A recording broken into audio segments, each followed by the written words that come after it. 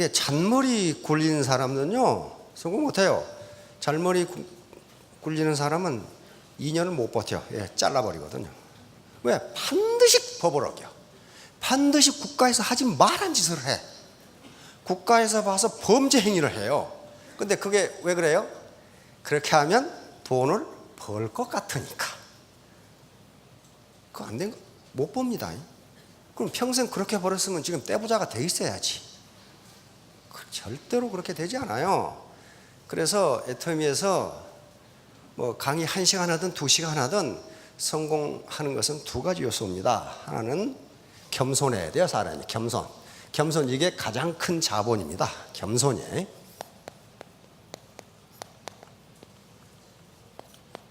겸손이에요. 겸손.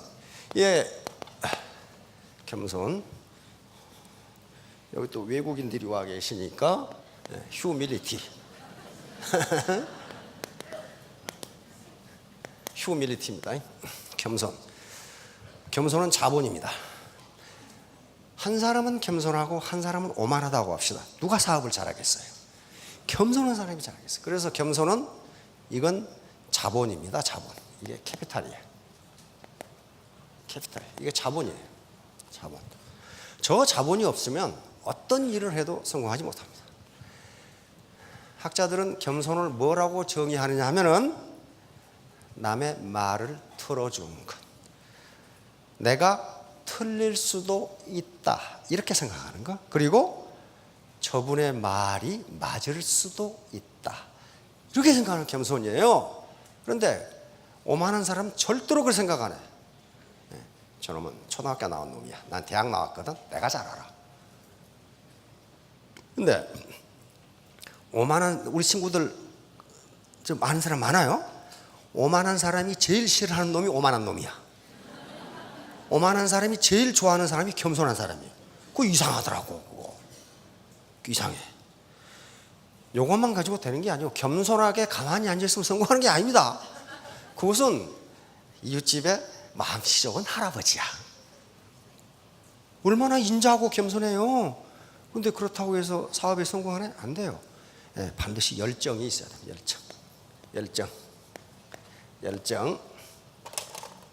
열정이 있어야 된단 말이에요. 열정이 있어야 돼. 패션이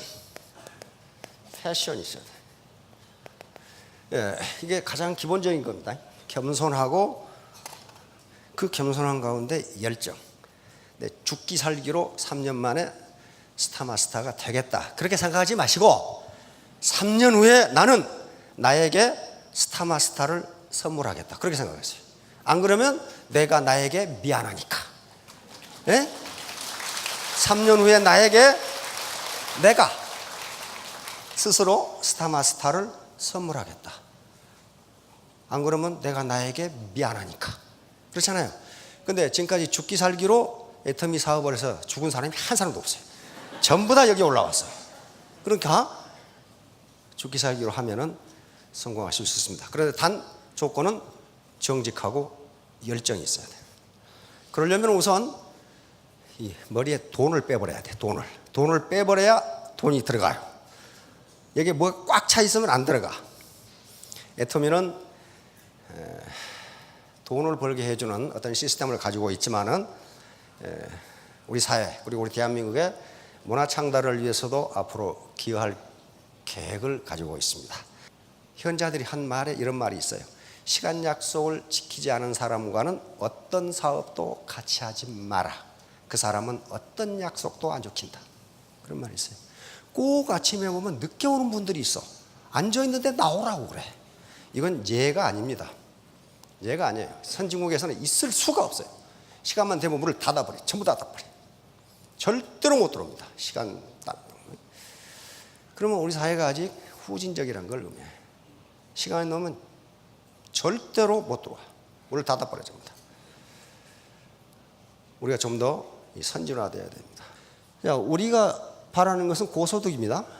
하이 인컴이란 말이에요. 인컴인데 고소득이 어디서 생기느냐는 거예요. 그러면 고소득이 생기려면요 개인의 생산성, 프로덕티비티가 높아야 됩니다. 생산성이 적은데 어떻게 고소득이 생깁니까? 그건 불가능해요.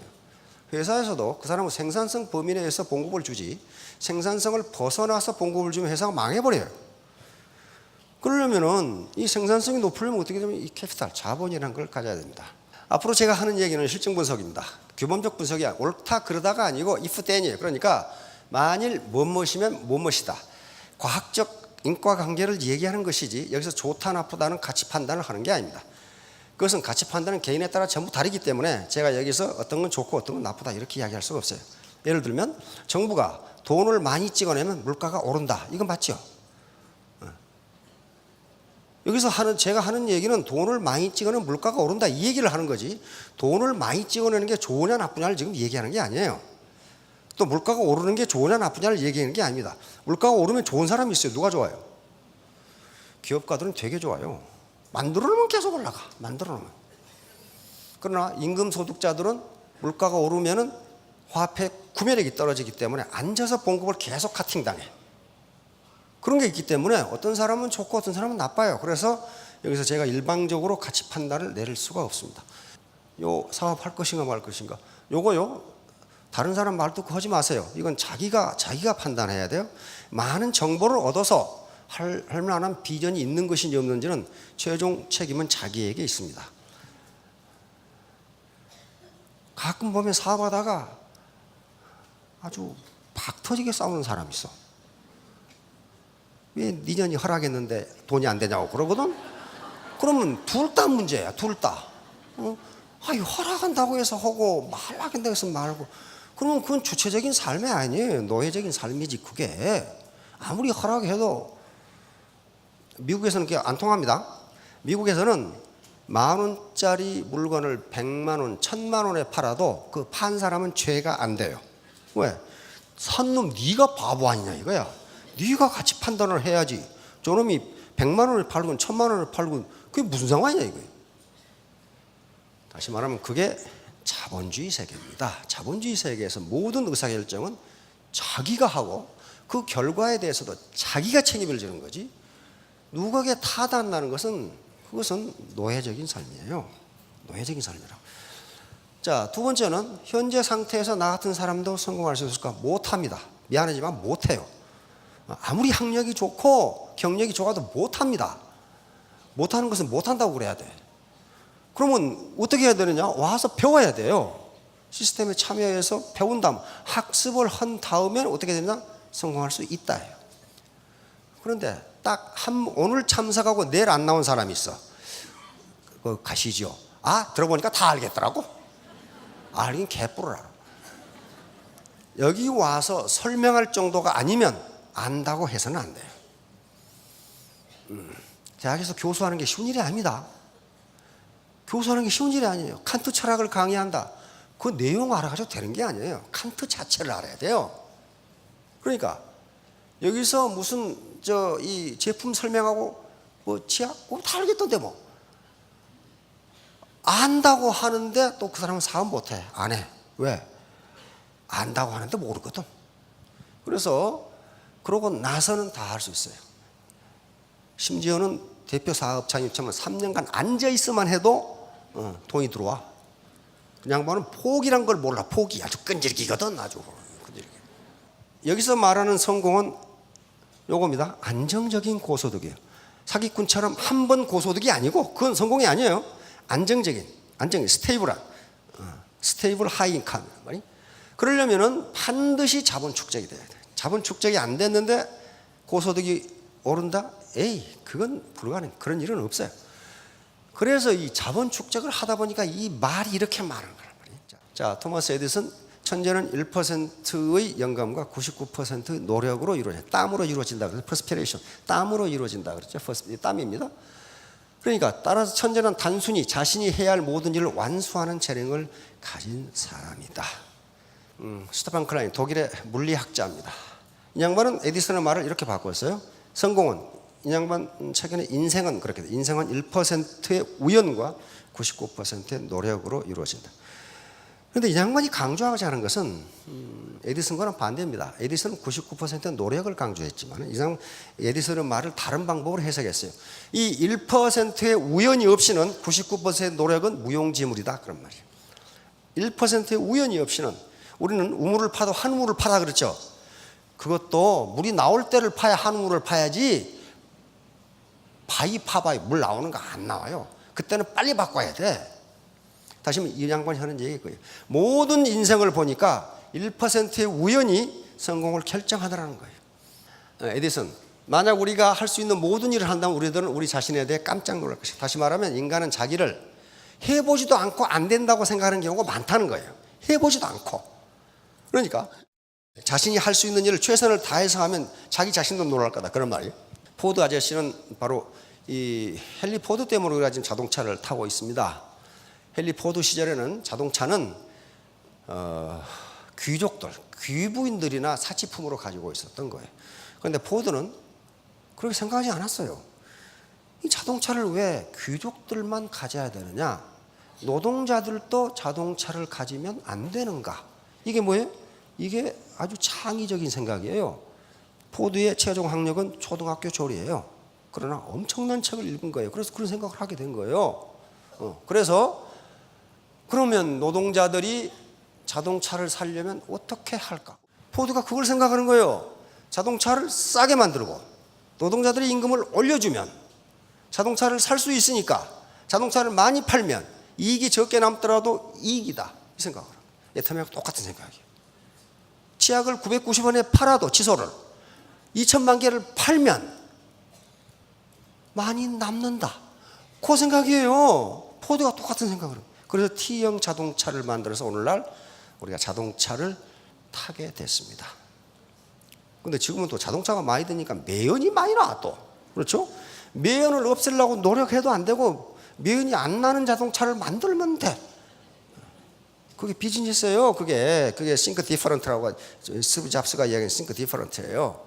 그럼 뭘 만들어 버리면 돼? 맹물로 가는 자동차를 만들면 돼. 맹물로. 그게 수소 자동차예요. 수소는 얼마든지 있으니까. 물은 수소가 산소로 이루어지죠. 그게 think different예요. 내 생각이 맞다. 그렇게 있으면 그 생각이 안 나와요. Coming together is a beginning. 만남이 시작이에요. 오늘 만났죠? 처음 만난 분도 있을 거예요. Keeping together is progress. 계속 함께 하는 것이 발전이고. 그러니까 오늘 듣고 다 한다고 가버리신 말은 발전이 없는 거예요. 마지막으로 working together is success 그랬어요. 함께 일하는 것이 성공이에요. 이거 계속 강조합니다. 제가 함께 일해야 됩니다. 함께. 나 혼자 똑똑한 게 아니고 어떤 개별지성도 집단지성을 능가할 수가 없어요. 대부분 사람들이 사소하다고 무시하는 것들에 관심을 갖는 소수가 부자가 된다. 가끔 그래요. 이거 칫솔 990원인데 에이 이 사람아 990원짜리 팔아가지고 언제 부자가 돼? 그놈은 부자 못 돼. 대부분의 사람들이 사소하다고 생각하는 것들에 관심을 갖는 누가? 소수가 부자가 된다. 다수가 부자 되는 게 아닙니다. 자, 그래서 신사숙녀가 된다는 것은 곧 자기 자신의 자본을 축적하는 길입니다. 이것은 인간 개발 지수, 이건 신사숙녀가 얼마나 됐냐 하는 문제예요. 인간, 유엔에서 낸 것입니다. UNDP, UN 개발 계획이라는 거 낸 것인데 각 국민의 평균적 인간 개발 지수를 계산해 놓은 겁니다. 그래서 아무리 그 나라가 소득이 높아도 인간 개발 지수가 낮으면 선진국으로 취급하지를 않습니다. 예를 들면 세계에서 가장 소득이 높은 나라는 중동의 카타르라는 나라입니다. 1인당 소득이 10만 달러예요. 10만 달러. 그런데 카타르를 선진국으로 친 사람이 하나도 없어요. 왜냐하면 인간 개발 지수가 낮아. 쉽게 말하면 인간이 덜 돼먹었다 그런 말이에요. 인간이. 그런데 우리가 선진국이라고 하는 나라들은요, 인간 1.0 만점인데 굉장히 높아요. 대한민국도 인간 개발 지수가 0.898. 여기서 인간 개발 지수가 0.889이면 very high. 굉장히 인간 개발이 잘 된 나라로 봅니다. 그런데 이 나라는 전부 다 소득이 고소득이에요. 다음 인간 개발 순서인데 그 소득이 다음 단계예요. 절대로 인간 개발이 안 됐는데 소득이 높아질 수가 없어요. 아프리카 인간 개발이 굉장히 낮은 나라인데 이 소득 좀 보세요. 소득. 다시 말하면 인간 개발이 안 됐는데, 인간이 아직 안 됐는데 고소득을 올리는 예는 없다. 없다. 없답니다. 그러면 우리 대한민국 내에서도 마찬가지예요. 국가에서 하지 말라는 짓 하고 회사에서 하지 말라는 불법 행하고 다른 사람에게 피해를 주고 이건 인간 개발이 안 된 거예요. 이게 신사숙녀가 아니거든요. 그런 사람이 성공한 예는 없답니다. 자, 근데 문제는 나예요. 우리 대한민국은 세계 최고의 인간 개발 지수를 가지고 있습니다. 국민 평균은 이렇게 높아요. 그러면 평균이 문제가 있어요. 나는 어떠냐? 나. 사회 평균 레벨이 워낙 높아. 워낙 높으니까 그 이상 튀어 올라가지 않으면요, 그 사회에서 어퍼클래스에 올라갈 수가 없어요. 그래서 우리가 더욱더 노력을 해야 된다는 거예요. 자, 경제사의 핵심 문제. 요 핵심 문제인데 우리는 자본주의 시장 경제입니다. 자본주의 시장 경제. 자본주의 시장 경제이기 때문에 뭐가 기초라는 거예요? 우리 사회를 돌아 움직이는 힘은 자본이에요, 자본. 왜 자본주의에 살면서 이걸 생각을 안 해? 자본이 없으면 그런 가난빼기로 살 수밖에 없어요. 우리는 사회주의 통제 경제가 아닙니다. 자본주의 시장 경제니까 모든 문제를 시장이 해결해요. 시장. 이걸 보이지 않는 손이라고 그러면. 시장이 해결하는데 그 시장은 자본의 생산성, 프로덕티비티를 가지고 소득을 분배합니다. 소득을 분배해요. 그러니까 자본을 많이 가진 자는 소득이 많게 돼 있어요. 자본을 적게 가진 자는 소득이 적게 돼 있어요. 이게 왜?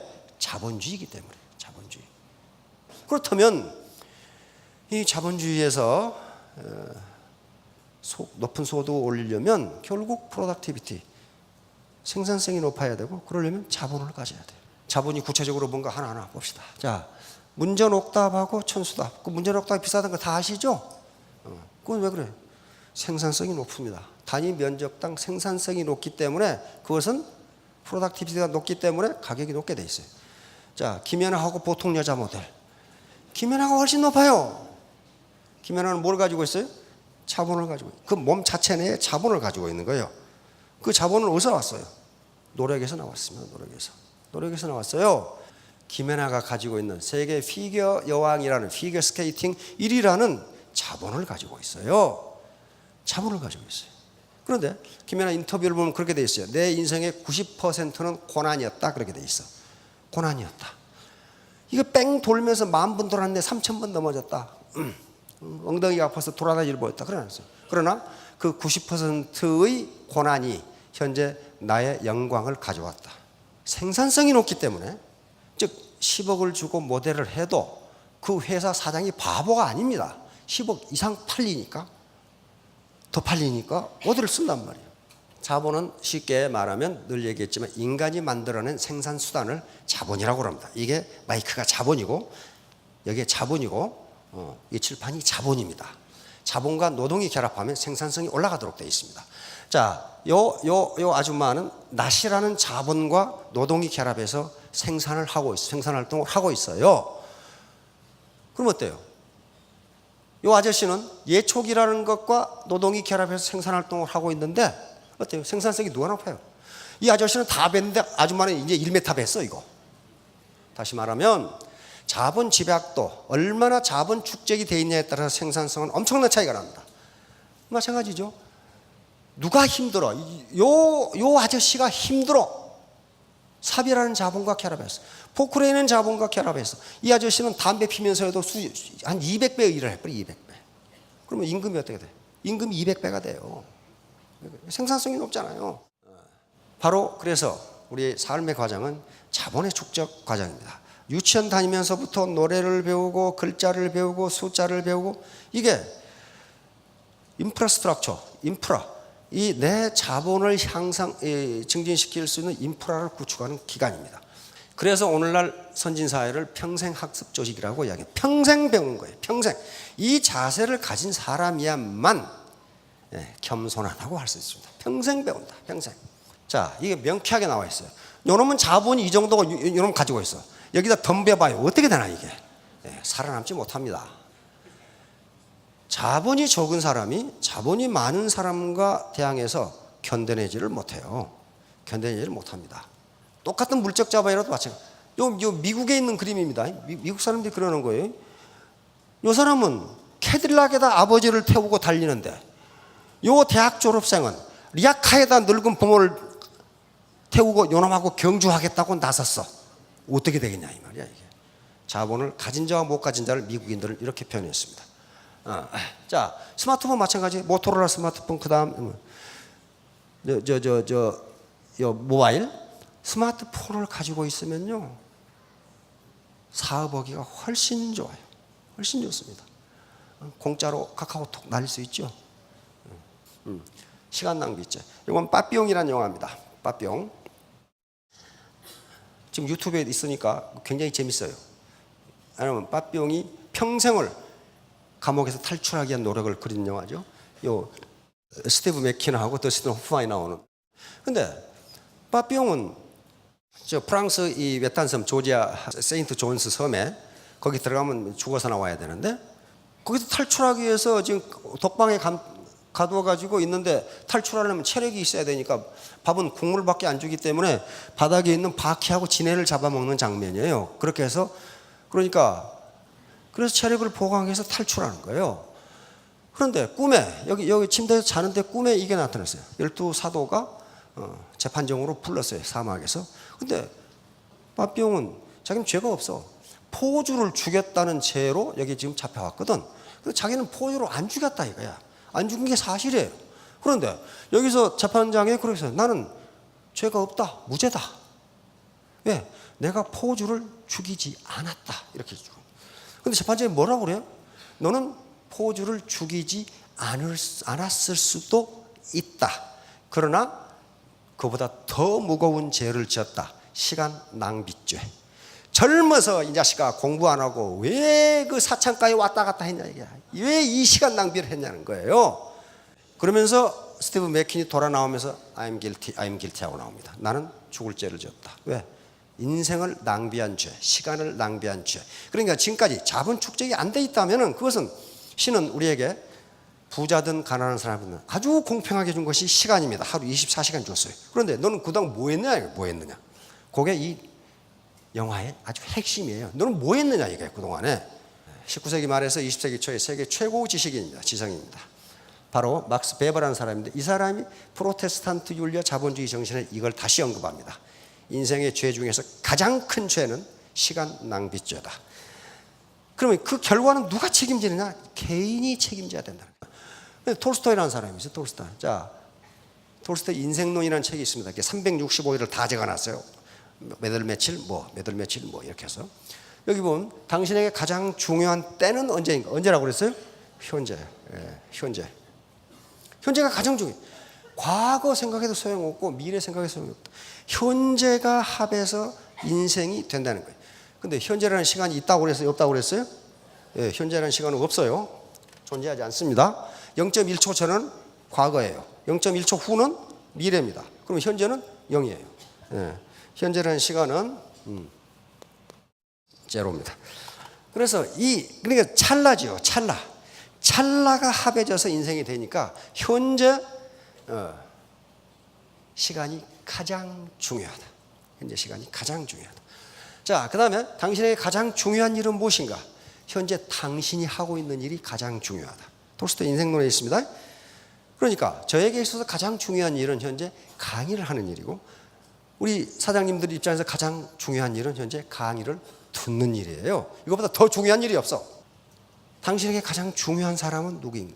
바로 당신이 현재 만나고 있는 사람, 그 사람이 가장 중요해요. 이게 톨스토이의 이야기입니다. 톨스토이는 또 그런 얘기를 또 있어요. 이 시간이라는 게 현재라는 게 아주 짧은 찰나다. 바로 시간 낭비죄 형벌은 무지와 빈곤, 부자유. 요건 개인이 책임져야 돼. 무지 인간이. 현자들은 이야기합니다. 인간은 무지하게 태어났지만 멍청하게 태어나지는 않았다. 따라서 살아가는 과정에서 유지하게 된다.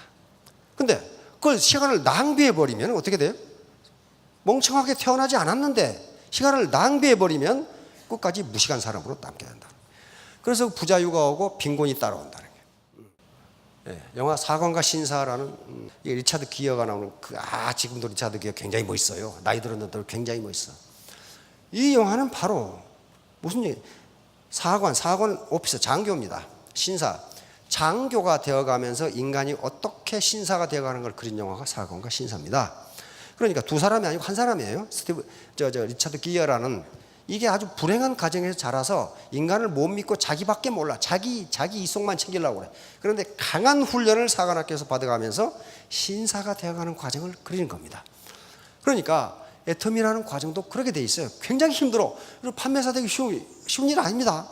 그래서 결국은 마지막 이렇게 힘들게 훈련을 받아가지고 장교로 임관하면서 생도생활 중에 사귀었던 여자를 차버렸는데 마지막에 장교는 또 신사는 자기 언행에 대해서 책임을 지는 사람이에요.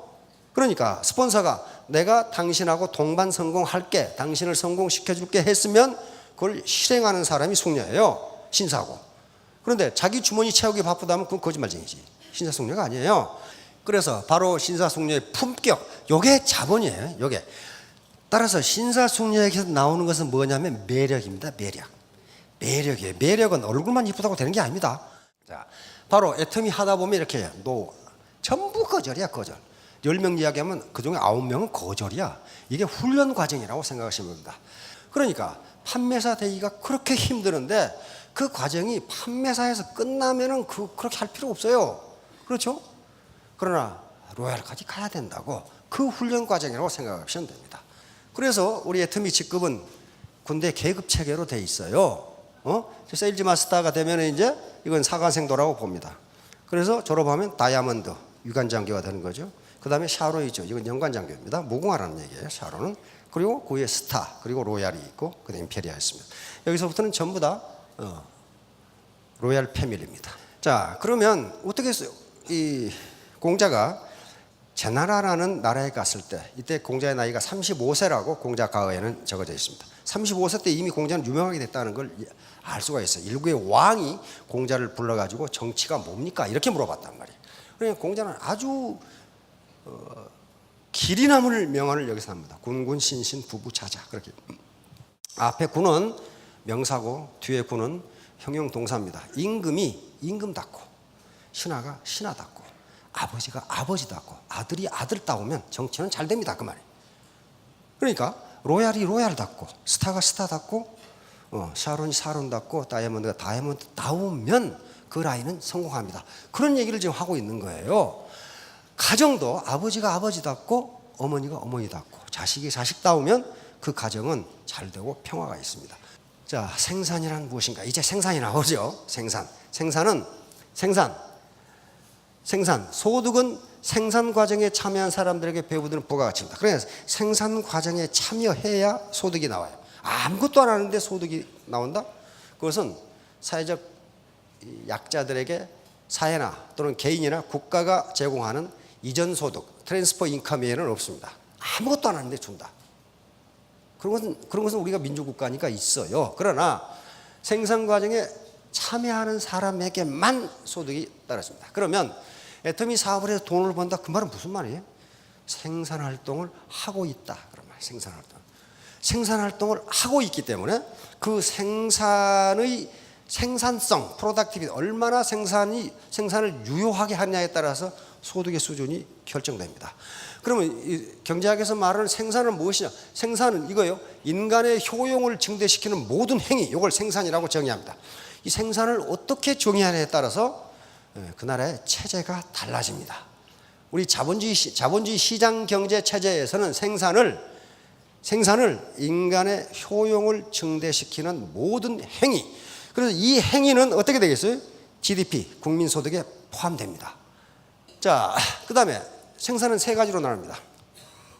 자연으로부터 재화를 채취하는 행위. 자연으로부터 재화를 채취하는 행위. 뭐가 있어요? 농사가 있죠? 고기 잡는 거 있죠? 고기 자기가 어부가 만들었어요? 안 만들었어요. 자연에 있는 것을 채취하는 것도 생산이라고 보는 겁니다. 두 번째는 기존의 재화를 변형하고 개조하고 가공해서 새로운 재화를 만드는 것도 생산입니다. 이게 제조업이에요.